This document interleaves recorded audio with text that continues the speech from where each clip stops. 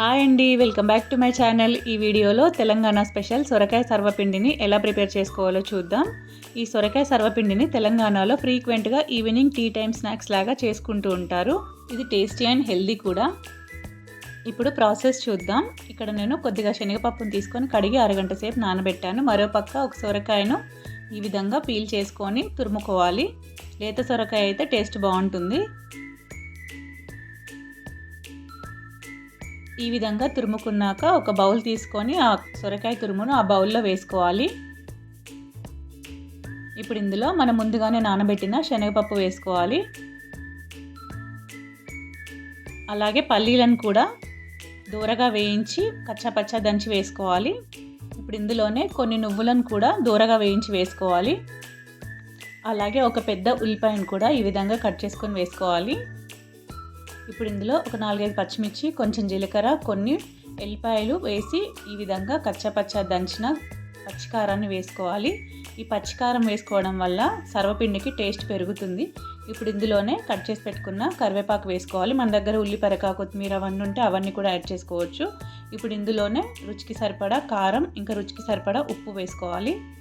ఇప్పుడు ఇందులో బియ్యం పిండిని వేసుకోవాలి. ఈ బియ్యం పిండిని కలపడానికి మనం ఇక్కడ వాటర్ యూజ్ చేయాల్సిన అవసరం లేదు. ఓన్లీ సొరకాయలో ఉన్న వాటర్తోనే పిండిని కలుపుకోవాలి. ఇక్కడ మనం బియ్యం పిండి ఒకేసారి ఎక్కువ పిండిని వేసుకోవద్దు. కొద్ది కొద్దిగా వేసుకుంటూ సొరకాయ తురుములో ఉన్న వాటర్ని బట్టి మనం కొద్ది కొద్దిగా పిండిని యాడ్ చేసుకుంటూ పిండి ముద్దను కలుపుకోవాలి. ఈ పిండిని మనము ఎంత బాగా కలిపితే అంత బాగా వస్తాయి సర్వపిండి. ఇప్పుడు ఈ విధంగా పిండిని చక్కగా కలుపుకున్నాక ఒక చిన్న పిండి ముద్దను తీసుకొని ఈ విధంగా చేసుకోవాలి.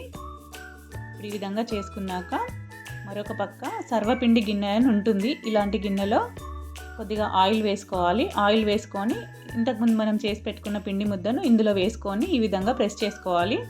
మనం ఫస్ట్ చేస్తున్నాం కాబట్టి కొంచెం అతుక్కుంటుంది, కొద్దిగా ఆయిల్ ఎక్కువే పడుతుంది. సెకండ్ సర్వపిండి నుంచి ఆయిల్ కొంచెం తక్కువ వేసుకున్నా పర్వాలేదు. ఈ విధంగా ఆయిల్ వేసుకొని ప్రెస్ చేసుకోవాలి.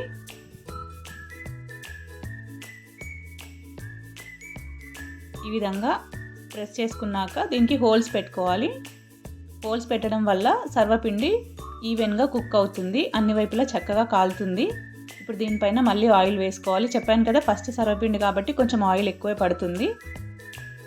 ఇప్పుడు దీన్ని స్టవ్ పైన పెట్టి మూత పెట్టి ఫస్ట్ ఒక అర నిమిషం హై ఫ్లేమ్లో పెట్టి తర్వాత సిమ్లో పెట్టి మధ్య మధ్యలో చెక్ చేసుకుంటూ దీన్ని కాల్చుకోవాలి.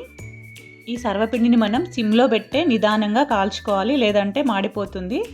ఇప్పుడు ఇక్కడ నేను మరోవైపు కూడా మరొక మూకుడులో ఈ విధంగా ఇంకో సర్వపిండిని పెట్టుకున్నాను. ఒకే దాంట్లో పెట్టుకుంటే మనకు టైం పడుతుంది కాబట్టి ఈ విధంగా 2 బౌల్స్లో పెట్టుకుంటే తొందరగా అయిపోతుంది.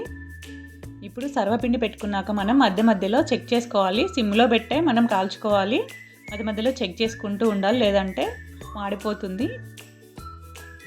ఇక్కడ నాకు సర్వపిండి కాలడానికి 8 నుంచి 10 నిమిషాలు పట్టింది సిమ్లో పెట్టి కాల్చుకుంటే. ఈ సర్వపిండి ప్రాసెస్ అనేది నిదానంగా చేసుకుంటేనే కరెక్ట్గా వస్తుంది. ఇప్పుడు ఈ విధంగా కాలిన సర్వపిండిని మనం మరోవైపు టర్న్ చేసుకోవాలి. ఈ విధంగా టర్న్ చేసుకున్నాక మరొక నిమిషం పాటు సిమ్లో పెట్టి కాల్చుకుంటే చక్కగా ఉడుకుతుంది. లేదంటే కొంచెం పచ్చిగా వస్తుంది. అలా తింటాము అంటే అలా అయినా తినొచ్చు, కాకపోతే 2 సైడ్లు కాల్చుకుంటే టేస్ట్ ఇంకా బాగుంటుంది. చూడండి ఎంత బాగా వచ్చిందో. అంతే అండి, మరోవైపు కూడా కాల్చుకొని ప్లేట్లోకి సర్వ్ చేసుకోవడమే. చాలా బాగుంటుంది టేస్ట్ అండ్ హెల్దీ కూడా. మీరు ఈ విధంగా ట్రై చేసి ఒకసారి చూడండి ఎలా వచ్చిందో కామెంట్ సెక్షన్లో కామెంట్ చేయండి. Thank you for watching this video. Please like, share and subscribe my channel and support my channel. Thank you.